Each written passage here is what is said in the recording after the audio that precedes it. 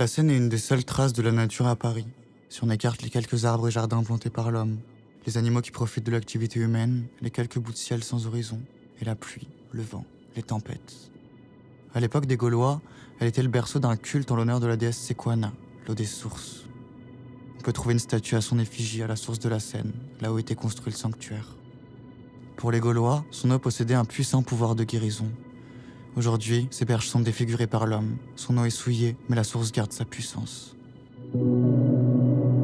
Les Sioux appelaient le monde Wakatanka, ou grand mystère.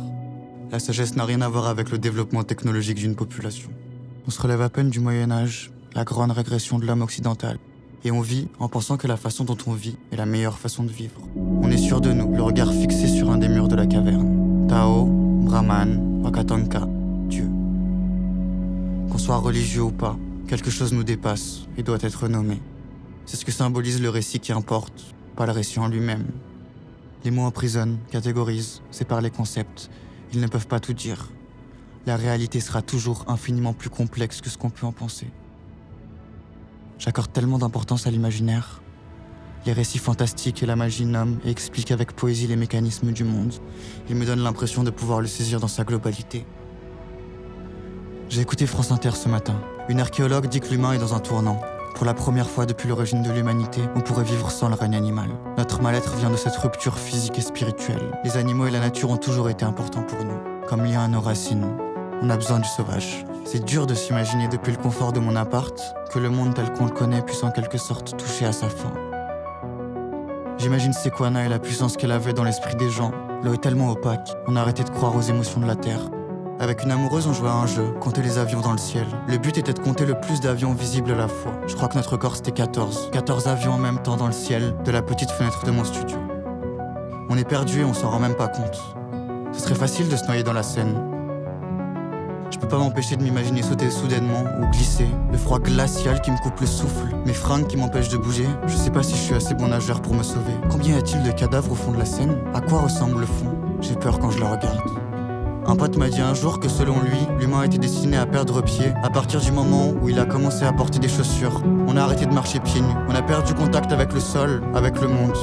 Si on devait évaluer la sagesse et la valeur d'un peuple de manière objective, je pense qu'on l'évaluerait à sa santé physique, émotionnelle et psychique, et à l'état de son territoire. La valeur d'une espèce serait entre autres déterminée par sa capacité à réguler l'écosystème dont dépend son épanouissement. Je crois qu'il est inutile d'expliquer ce qu'on peut en déduire de l'homme occidental. On doit faire l'effort de comprendre ce que le monde essaye de nous expliquer. Cette ville est malade, je déteste cette ville, y a rien de sauvage, y a rien que nous. Ces quelques arbres pitoyables, ce jardin étriqué, tout structuré, bien coupé et entretenu parce qu'on ne veut pas que ça fasse sale. J'ai senti trop fort et de trop près le fait de n'être rien. Les gens sains devraient s'entendre à se dire que leur vie est insignifiante dans un authentique sentiment d'humilité. Mais est-ce qu'ils le ressentent vraiment ? Quand on regarde les images de la Terre, la nuit, vue de l'espace, on voit des milliers de petits points lumineux, partout, absolument partout. Un soir, la Terre et la vie qu'elle abrite sont une sorte d'organisme vivant. Les animaux, les plantes, seraient comme des cellules et des bactéries. L'humain est un cancer, une maladie qui s'est développée hyper rapidement, qui détruit tout, qui dévore tout, jusqu'à la mort de son hôte. La nuit dernière, j'ai eu du mal à dormir. J'ai oublié de prendre mes médocs. D'habitude, j'ai l'impression d'être loin, l'esprit ensommeillé. Je pense moins qu'avant, comme si j'étais un peu plus bête. Les médicaments fonctionnent, mais est-ce que je perds quelque chose? J'en peux plus de fuir. Mon visage fixe le sol à l'abri des reflets. Je ne le vois plus, je l'ai un peu oublié, j'en ai marre. À quel moment je vais arrêter de tout faire à l'envers? J'ai qu'une seule putain de vie, j'ai peur de mourir en étant passé à côté. J'ai peur de l'enjeu, de ce que chaque événement changera sur ma vie, de manière imperceptible comme monumentale. Je dois, toujours je dois, il faut, mais je ne veux pas. Il faut pour éviter le malheur, le dégoût et la déception. Il faut pour éviter de retourner là où j'ai souffert. Il faut pour combler ce vide, mon absence et mes promesses. J'ai oublié leur origine, mais je suffoque, étouffé par l'énorme responsabilité qu'elle m'incombe. Tué par la peur de ne pas les voir se réaliser. Mes espérances sont trop hautes, j'ai peur de me décevoir, de comprendre que je ne suis pas ce que j'espère et peut-être ce que je veux. Je ne dis jamais ce que je pense vraiment. J'ai peur du jugement, de ne pas être compris. Mon psy ne fait qu'effleurer tout ce qui se passe en moi. Je suis malade, profondément malade. J'ai peur d'être bizarre, peur de me sentir ridicule ou incompris quand j'ouvrirai la bouche. De la honte qui me tord le ventre, peur d'être rejeté, de me sentir seul.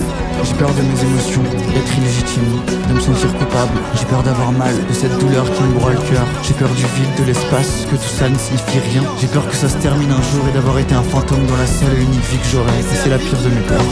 J'ai peur de la mort parce que je crois ne pas avoir la capacité de profiter de la vie. J'ai peur de chaque lendemain car j'ai peur de me décevoir. Je n'habite pas mon existence comme j'aimerais le faire. Je ne suis pas ce que je désire être. Mes désirs semblent inatteignables.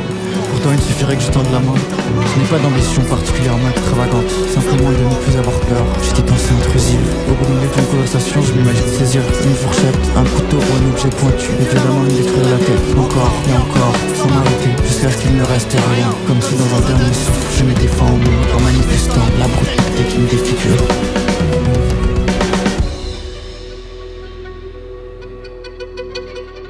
Il y a 10 000 ans, un élan géant avait développé des bois de plus de 4 mètres d'envergure. Ces bois gigantesques lui ont permis de s'épanouir et de dominer pendant des millénaires. Mais c'est leur taille démesurée qui l'a aussi conduit à l'extinction. Un philosophe a développé une théorie à partir de cette histoire pour décrire la condition humaine. Les bois surdimensionnés de l'élan seraient une métaphore de la conscience humaine. Un fardeau, une erreur de l'évolution qui conduit à l'angoisse existentielle et à la recherche de sens dans un monde sans signification. Je me rassure en me disant que mon histoire n'est pas forcément que la mienne. J'ai baissé les médocs, mais je vais remonter. L'imaginaire prend toute sa place depuis toujours. J'ai envie de ressentir les rochers, l'odeur bizarre des algues, de la terre mouillée, le vent qui me souffle sur le visage. Je veux sentir le soleil, les nuages qui passent et qui le cachent, la température qui baisse doucement alors que le ciel s'assombrit. Puis cette vague de chaleur qui revient d'un coup et me brûle le visage. La lumière rouge qui passe à travers mes paupières et qui m'oblige à fermer les yeux un peu plus fort. Je sens mon cœur qui bat et qui fait circuler mon sang. J'ai l'impression qu'il passe par le sol chaud, la terre sèche et les brins d'herbe. Il n'y a pratiquement pas de vent.